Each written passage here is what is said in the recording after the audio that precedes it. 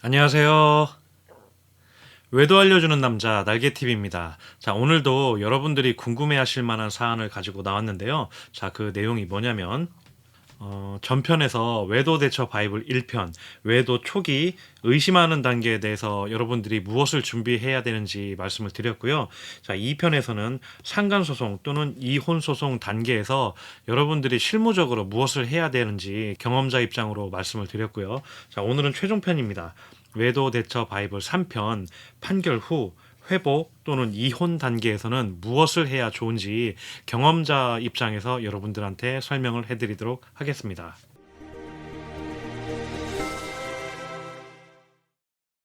자, 그럼 그 판결 후 회복 또는 이혼 단계 첫 번째 판결에 알아야 할 상식에 대해서 제가 말씀을 드릴게요. 요거는 전편에서도 제가 말씀을 드렸는데 상간 소송은 대략 6개월에서 10개월, 1년이 넘는 경우도 있긴 한데 그런 경우는 많지 않고 보통 6개월에서 10개월 정도 사이가 가장 사례자분들을 보면 많은 것 같고요. 저 같은 경우는 상간소송을 3번 했죠. 1심, 2심, 대법원심, 3심. 1심에 7개월, 2심에 약 7개월, 3심, 대법원심에서 4개월 이렇게 걸렸는데 저 같은 경우는 좀 빠른 경우예요. 보통은 한 빨라도 8개월 정도 걸리는 분들이 더 많은 걸로 봐서는 그냥 넉넉 잡고 10개월 안쪽에 끝난다 이렇게 생각하시면 될 것 같고요. 이혼 소송은 저 같은 경우는 2번 했죠. 1심, 2심을 했는데 9개월 걸렸어요. 요거는 1심은 기각이었기 때문에 좀 빨랐고 2심은 반소였지만 그래도 1심에서 어느 정도 다퉜기 때문에 이렇게 빨리 끝나지 않았나. 그래도 남들 한 번 할 거 2번 했으니까 이것도 거의 18개월이니까 1년 6개월이 걸린 거라고 봐야겠죠. 보통 사례자분들 이혼 소송 하시는 분들 보면 이제 얼마나 다투느냐가 쟁점이긴 한데 보통 1년 넘는다 이렇게 생각을 하시면 될 것 같아요. 자, 그다음에 여기 중요한 내용이 있어요. 판결 선고일 날 상간소송이 특히 그런데 참석을 안 하면 종국 결과라고 해서 결과가 어떻게 났는지 정도만 알고 있어요. 보통은 원고 일부 승으로 끝납니다. 이것만 알고 다른 정보를 몰라요. 그래서 판결금이 얼마인지 그다음에 지연이자가 얼마인지 이런 것들은 알 수가 없습니다. 이건 주문에 써 있는 건데 이제 판결문 받아보시면 주문이란 게 있어요. 거기 안에 그 내용이 있고 그다음에 세부적으로 왜 이런 판결을 냈는지에 대해서 설명하는 내용까지는 판결문을 직접 받아야 볼 수 있는데 그게 판결 선고일 빠르면 다음 날 올라옵니다. 그런데 여러분들 판결 선고일이 금요일이라고 하면 금요일 어차피 모르는 거고 토요일도 모르고 일요일도 모르고 빨라야 월요일 날 볼 수 있기 때문에 최소 3일을 기다려야 돼요. 금요일 같으면은. 그래서 빨리 판결 결과를 알고 싶은 분들은 판결일에 참석을 하셔야지만 정확하게 알 수 있고요. 참석하지 않으면 최소 하루 이상이 걸린다라고 봐야 됩니다. 그런데 이거 보통 변호사님들이 해주는 거 아니냐라고 생각할 수 있는데 보통의 여태까지 카페 회원님들을 봐도 변호사님들은 최종 변론까지가 소임이고 그 이유는 관여를 하지 않더라고요.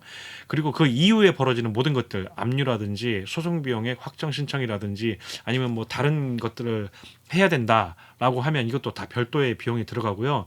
항소가 들어왔다라고 했을 때 항소도 1심 했던 변호사님이 책임져 줘야 되는 거 아니냐라고 하실 수 있겠지만 항소는 다른 소송이기 때문에 압류도 그렇고 항소도 그렇고 뭐 소송 비용의 확정도 그렇고 전부 별도라고 봐야 되고 이 말 뜻이 뭐예요? 전부 다 별도로 돈이 들어간다라고 이해하시면 될 것 같아요. 그런데 여기 써 있지만 이혼 기각은 제외예요. 왜 그러냐면 이혼 기각이라는 건 뭐예요?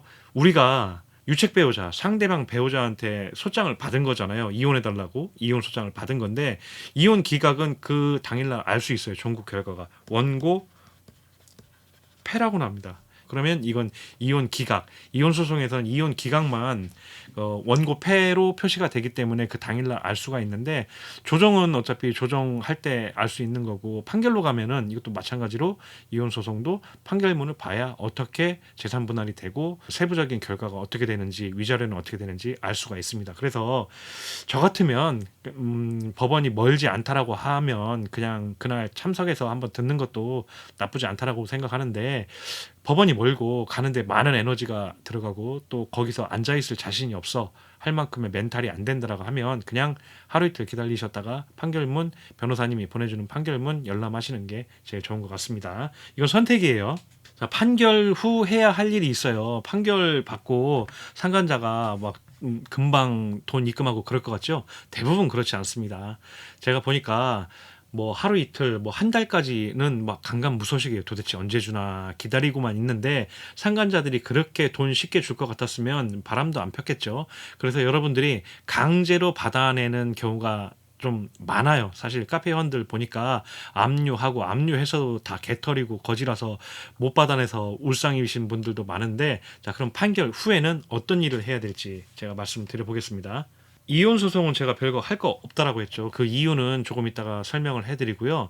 상간 소송 상간자가 돈 덜컥 주는 상간자 별로 없습니다. 다 강제로 받아내야 되는데 그게 이제 압류 이런 것들이 있고 또 항소가 들어올 수 있고, 요새 들어서 작년부터 항소율이 좀 카페 회원님들을 봐도 높아진 것 같아요. 근데 덩달아 위자료도 예전보다는 500만 원 정도 더 나오는 것 같습니다. 저 같은 경우도 상간자 소송 한 지 좀 오래됐기 때문에 1,500만 원 받았는데 요새는 1,500만 원은 조금 드문 것 같고 오히려 2천만 원 정도 때가 더 많은 것 같아요. 그리고 상간 소송인데도 막 2,500만 원까지도 팍팍 나오고, 이건 저희한테는 좋은 거죠.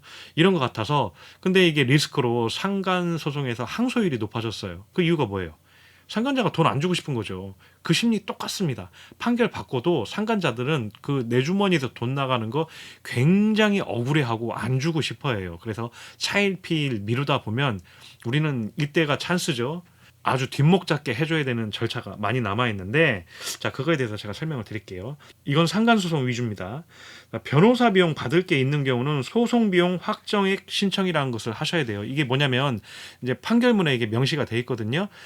판결금은 얼마고 지연 이자가 판결 소송 제기 후부터 소장 도달까지는 5%, 그 다음에는 뭐 12% 이런 식으로 나와 있고, 그 다음에 변호사 비용은 어떻게 해라라고 나와 있는데, 이게 2분의 1 나온 경우죠. 2분의 1 나온 경우는 이거는 어떻게 보면 퉁이잖아요. 서로 2분의 1, 2분의 1이니까 받을 게 없는 경우가 돼요. 이런 경우는 사실 비추고요. 이걸 넘어가지고 만약에 5분의 1, 5분의 1을 우리가 부담하고, 그럼 상대방은 얼마예요? 5분의 4를 상대방이 부담해야 된다라고 판결이 나면 이것도 받을 돈이 꽤 돼요. 100만 원 정도 넘을 것 같은데 계산은 제가 안 해봤지만 이것도 좀 큰 돈이기 때문에 소송 비용 확정액 신청이라는 걸 하셔야 되는데, 이게 계산하기가 조금 복잡해요. 복잡하고 좀 어렵기는 한데, 이런 정보는 카페에 여러 다른 회원님들이 많이 올려주셨으니까 보고 참고하셔가지고 상간자한테 받을 돈이 있다라고 하면 이런 권리는 꼭 챙겨가시기 바랍니다. 그 다음에 요거는 이제 개인적인 거고 제가 했던 방식이기도 한데, 항소 여부와 상관없이 가집행하겠다는 공문 요청을 해라.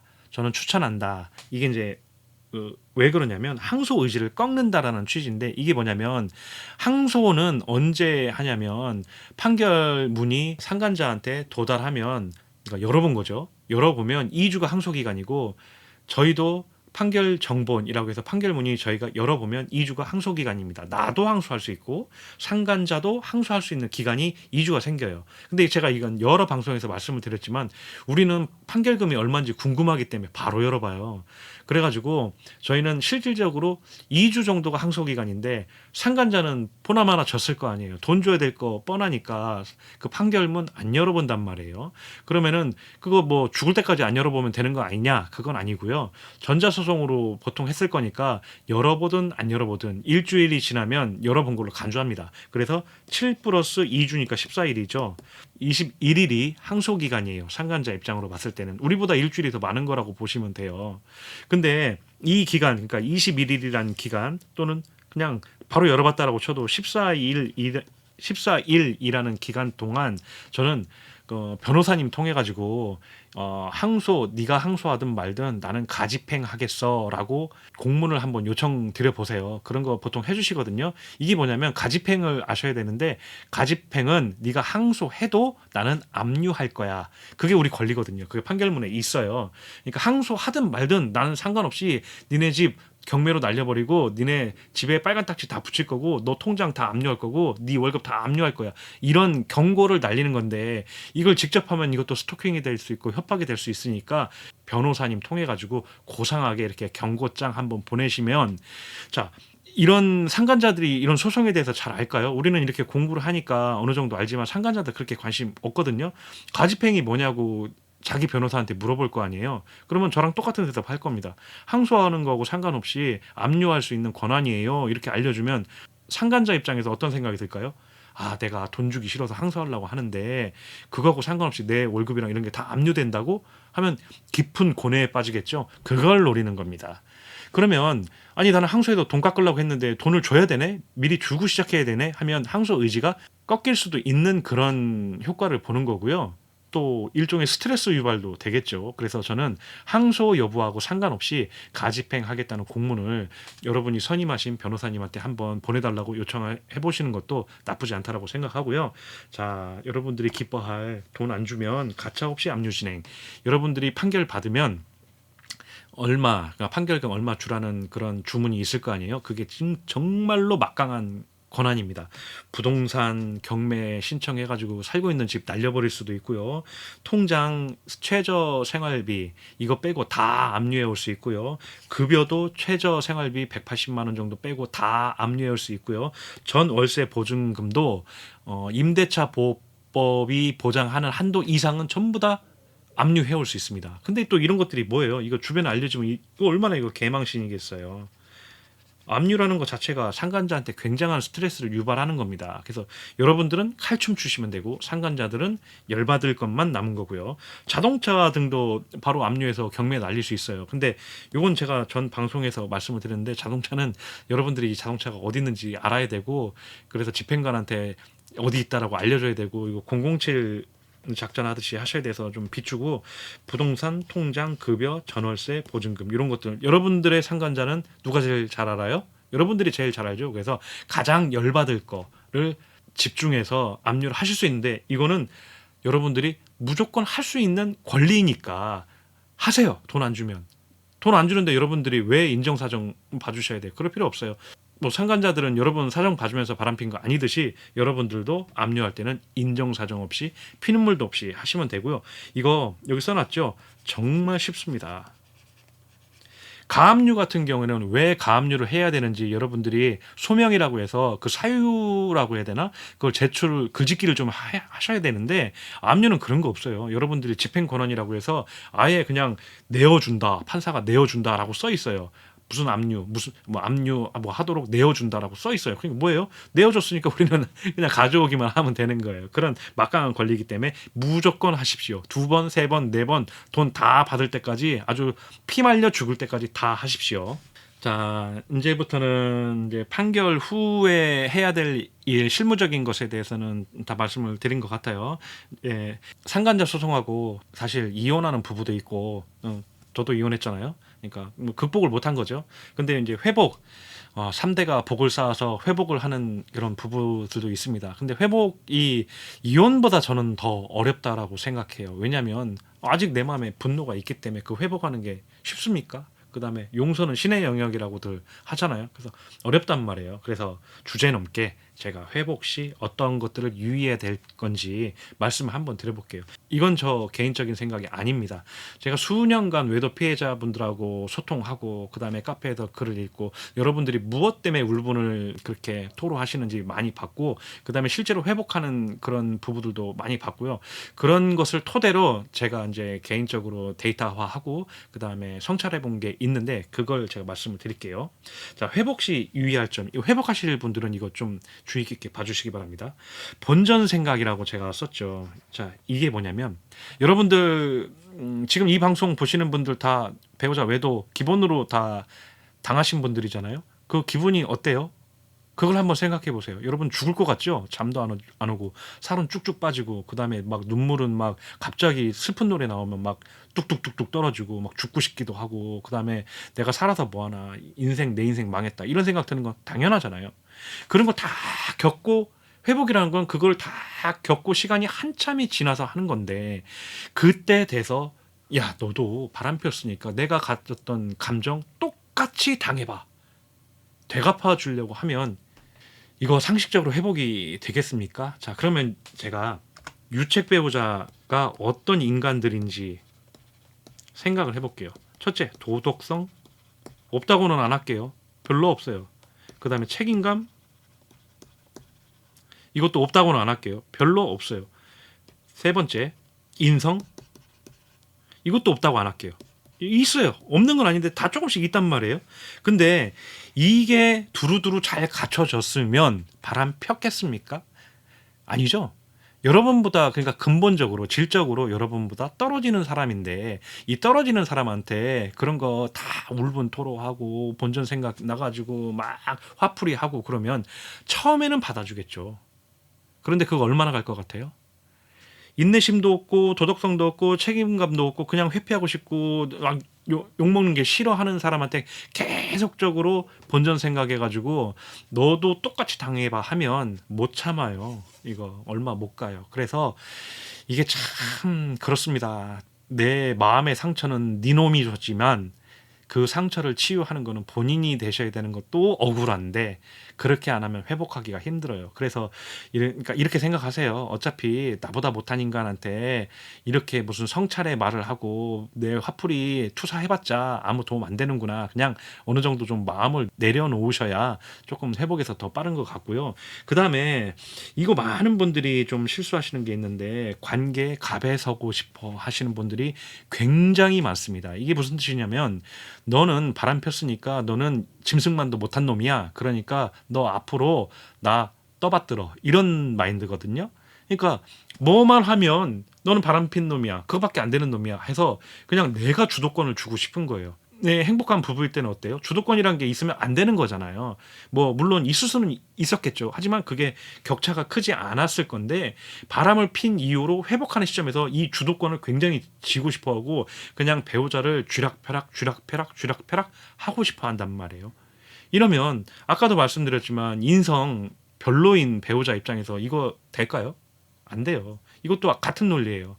상처는 네 놈이 줬지만 회복은 스스로 하셔야 되는 거예요. 그러니까 관계에 갑에 서려고 하지 말고 동등하진 않다 하더라도 관계의 갑보다는 어느 정도의 조금 슈퍼바이저 좀 감시자 입장이 되는 거는 이해하겠는데 네가 바람 폈으니까 너는 나 떠받들어야 돼. 이런 마인드로는 회복하기가 쉽지 않습니다.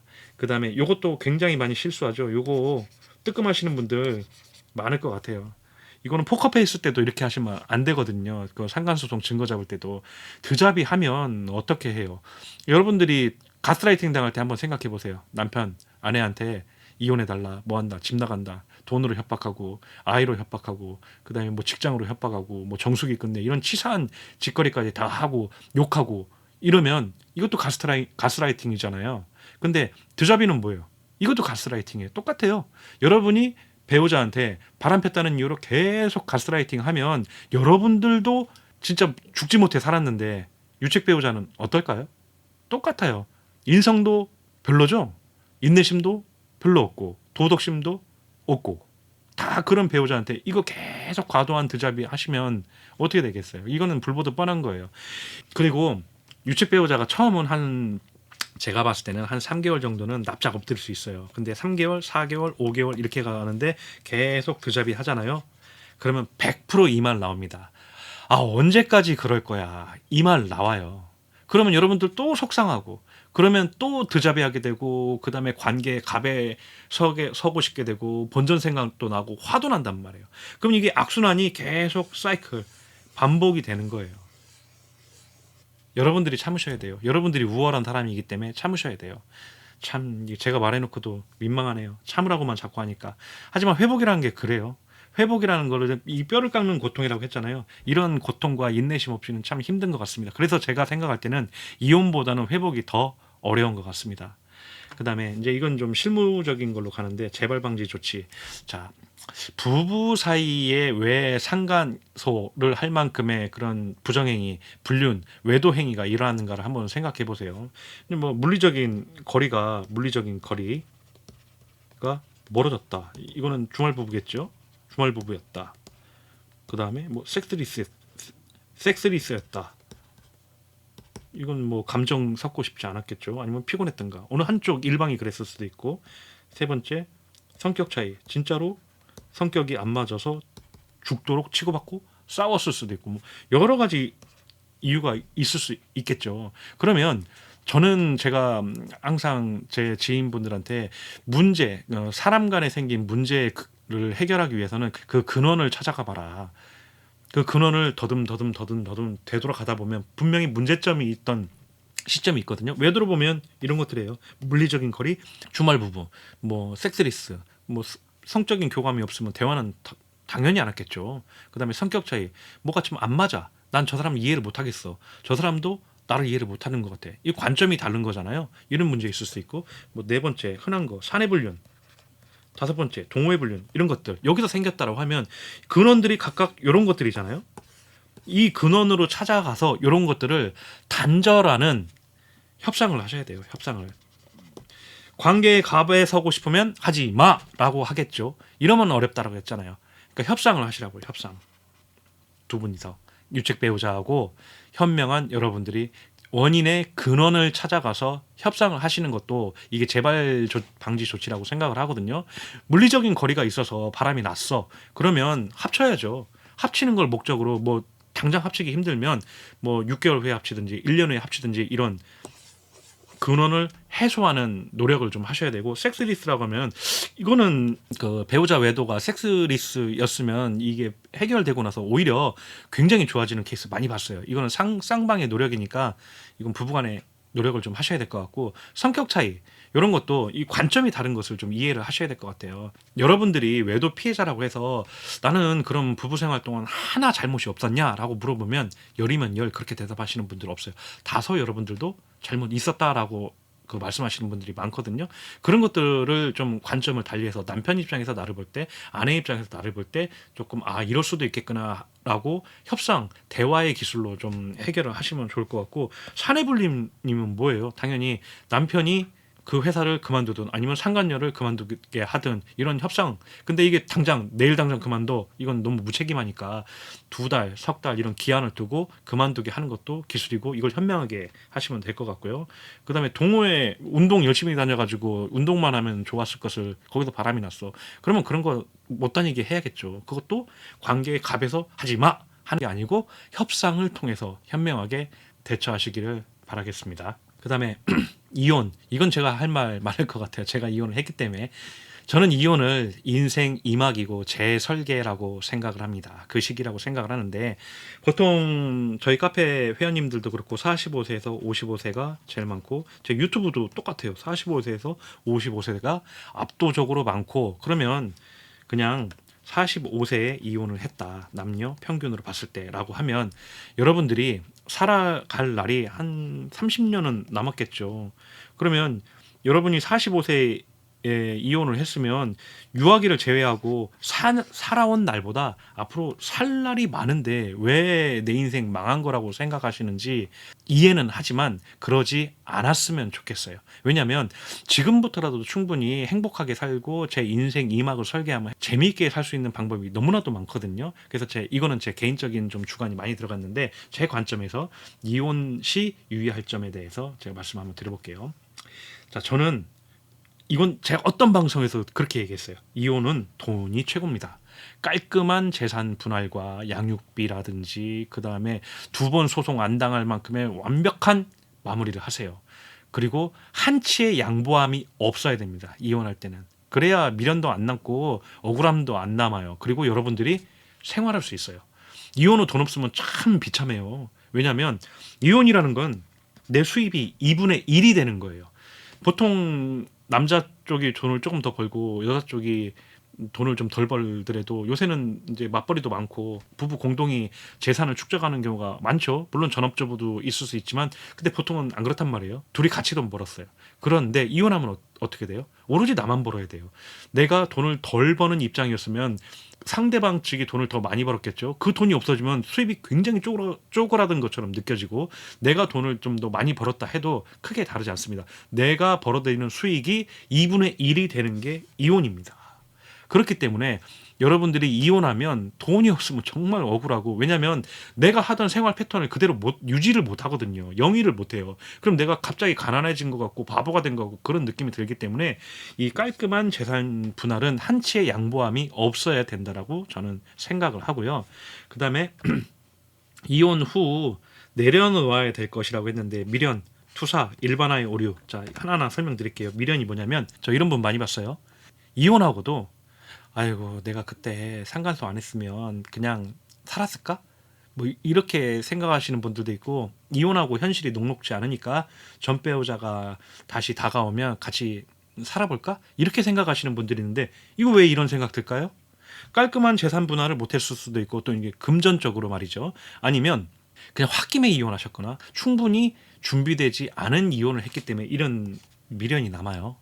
이혼하는 데 있어서 미련이 제로가 되는 날 이혼하겠다 하면 저는 그건 죽을 때까지 이혼 못한다고 생각해요. 이혼할 때는 미련이 제로가 된다라기보다 미련이 거의 안 남는 시점에서 이혼을 하는 게 저는 맞다라고 생각하는데, 미련이 막 한 50 이상 남았어. 그러니까 아직도 난 남편을 사랑하고 아직도 난 아내를 사랑하는 것 같아. 바람을 폈어도. 이런 생각하시는 분 굉장히 많잖아요.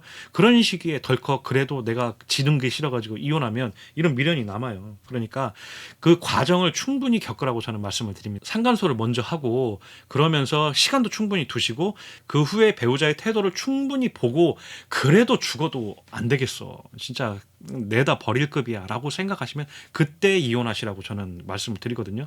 왜냐하면 상간소송 한 10개월 걸린다고 했잖아요. 10개월 동안 여러분들의 미련을 내려놓는 시기를 충분히 거치지 않고 그냥 바람났다고 홧김에 이혼해버리면 이런 미련이 생길 수 있어요. 그래서 시간 10개월 그렇게 인생 전체로 보면 긴 기간 아니니까 그 정도라도 최소한 보시고 이혼하시기를 제가 추천을 드리고요. 이혼하고 투사가 뭐냐면, 내가 힘든 거죠. 이혼하고 나니까 아까 말씀드렸죠. 돈도 재산도 2분의 1로 줄어들었는데 벌이도 시원찮고, 그러면 막 화가 나고 짜증이 나고 그런단 말이에요. 그걸 주변 사람들한테 막 하소연하고 투사하고, 아이들한테도 네 아빠 닮아서 그러냐는지 네 엄마 닮아서 그러냐는지 이렇게 뭐 화풀이하고 그러면 이게 행복할 수 있을까요? 그럴 수 없어요. 이것도 충분한 시간을 미리 확보를 하지 못했을 때 생기는 그런 결과고요. 그냥 준비되지 않게 이혼했다라고 칠게요. 그러면 이혼 후에 이런 준비하는 그 시간이 그만큼 소요가 돼요. 어차피 내가 마음이 안정화되는 데는 시간이 필요하거든요. 그래서 그걸 상간소 하면서 충분히 가지시고, 도저히 안 됐을 때 이혼하라고 하는 거예요. 이거 없이 그냥 이혼해버리면 이혼하고 이 시간을 가져야 되니까 주변인들이 얼마나 힘들겠습니까? 그걸 생각해 보시면 답이 나올 것 같아요. 그 다음에 일반화의 오류. 여러분들 45세 보통 평균이니까 아닐 수도 있지만 45세에 이혼을 한다면 여러분들 앞으로 지성인으로서 살아갈 날이 훨씬 더 많이 남았습니다. 그런데 벌써부터 남편 바람이야. 남자는 못 믿어. 여자는 못 믿어. 여자는 저래. 남자는 저래. 이렇게 일반화의 오류를 하기 시작하면 여러분들 남은 인생 살기 참 고달픕니다. 여러분 늦지 않았어요. 뭐 똥차가고 벤츠 올 줄 알아요? 이런 일반화의 오류를 하기 시작하면 선입견만 계속 들게 되고, 뭔가 사람을 계산적으로 보게 되고 그렇거든요. 그렇지 않습니다. 여러분들 외도로만 본다고 해도 바람 피는 사람이 반이면 그렇지 않은 사람이 반이 있단 말이에요. 제가 그냥 심플하게 말씀을 드리자면, 남자가 다 나쁘고 여자가 다 나쁘고 그게 아니고 바람 핀 것들만 나쁜 겁니다. 그렇게 생각하시는 게 속도 편하고요. 여러분이 남은 인생 살아가면서 더 편안하게 살아갈 수 있는 거라고 저는 생각을 합니다. 여러분들이 보는 안목을 좀 키우시고 눈 크게 뜨고 보면 좋은 사람들 굉장히 많습니다. 그걸 알아봐 주시길 바라겠습니다. 자, 그 다음에 이제 마지막인데, 현실적인 생활 대책, 아이 교육, 주거, 직장 생활, 이걸 말씀드렸는데, 아이가 있다면 아이 교육 같은 게 문제가 되죠. 직장, 보통 이혼하면 다 직업을 가지세요. 왜냐면은 이제 소득이 있어야지 아이도 키울 수 있고 나도 생활이 가능한 거니까. 아이가 어릴수록 이런 좀 고민을 많이 하시는데, 저도 이건 다 경험해 본 거거든요. 아이가 어리면 그 어린이집 다닐 거 아니에요. 어린이집 저녁밥까지 주면서 야간 보육 해주는 데도 충분히 많습니다. 그런데 이제 알아보기만 하면 충분히 찾을 수 있으니까 이런 거 걱정하지 마시고요. 사회 시스템이 저도 겪어보니까 보다 잘 돼 있더라고요. 그다음에 어릴수록 돈 안 들어가고 무료가 상당히 더 많고요. 아이가 조금 컸다 하더라도 지역아동센터 같은 데에서도 이제 공부도 좀 가르치고 저녁밥까지 주는 데가 있더라고요. 이런 것도 알아보시면 충분히 다 있습니다. 아이가 안정적으로 학교 다닐 수 있는 환경을 만들어 주셔야 여러분들이 일하는 데도 좀 편하거든요. 요거는 어린이집 선생님도 그렇고 초등학교 갔으면 초등학교 선생님한테 물어보면 이런 지원 굉장히 많이 받을 수 있고 저도 그런 지원 엄청 많이 받았어요. 요거는 알아보면 상당히 많아요. 그걸 잘 모르겠다 하면 카페에 물어보시면 그런 거 답변해 주실 엄마 아빠 분들이 상당히 많으니까 그것도 카페를 많이 활용을 해 주시고요. 자, 그 다음은 주거. 이 주거 뭐 당연한 거겠죠. 집이 없이 살 수는 없는 거니까. 근데 뭐 재산 분할 받고 해가지고 살 집이 있다라 하면 이런 걱정은 안 하셔도 되는데 보통 보면 회원님들 참 안타까운 사연이죠. 그래서 이혼하는데도 돈이 없이 이혼하시는 분들이 있어요. 그러면 이분들 이제 상담사님 상담을 통해 가지고 한부모 가정 지원 받는 거 이런 거 정보 받아 가지고 이런 거 신청을 해서 주거도 좀 저렴하게 들어가고 임대 아파트라든지 해 가지고 그런 지원을 좀 많이 받으시는 분들이 있는데 이것도 이제 알아야 하는 거잖아요. 이제 한부모 가정 자격 같은 경우는 카페 왼쪽 카테고리 메뉴에 자기가 되는지 안 되는지 알아볼 수 있는 방법이 있으니까 한번 보시고 그거 힘드시다면 그냥 가셔서 자치센터 가셔가지고 물어보면 그 자격 같은 걸 다 알려주고요. 근데 이게 생각보다는 좀 어렵더라고요. 정말 돈이 없어야지 이게 한부모 가정이 되더라고요. 어렵긴 하지만 주거 같은 경우가 뭐 힘들다, 어렵다라고 하면 이런 방법도 있으니까 충분히 고려해 보시길 바라고요. 이 직장 생활도 이게 세 가지가 다 맞물리네요. 아이 교육, 주거, 직장 생활. 직장 생활하면서 아이 키우기 참 힘들어요. 저도 직장 생활하면서 아이 키우고 있는데 저 같은 경우에는 보조 양육자를 이제 맡길 분이 있어서 그나마 아이가 어렸을 때도 수월했습니다. 그러니까 이혼하시려고 생각을 하셨으면 이런 보조 양육자로 누가 가능한지 이런 부분도 좀 따져봐야 되고요.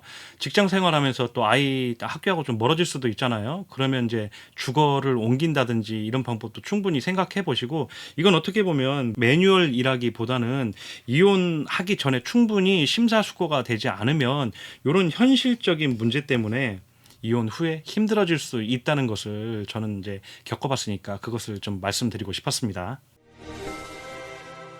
네, 오늘의 방송은 이것으로 마치겠습니다. 외도 바이블이라고 이름을 지어서 1편, 2편, 3편에 대해서 이제 최종편까지 방송을 했는데요. 앞으로도 여러분의 궁금증을 해결하는 방송이 되겠습니다. 네이버 카페 외성은 오로지 피해자 편입니다. 오늘의 방송이 좋으셨다면 구독, 좋아요, 알림 설정 부탁드리겠습니다.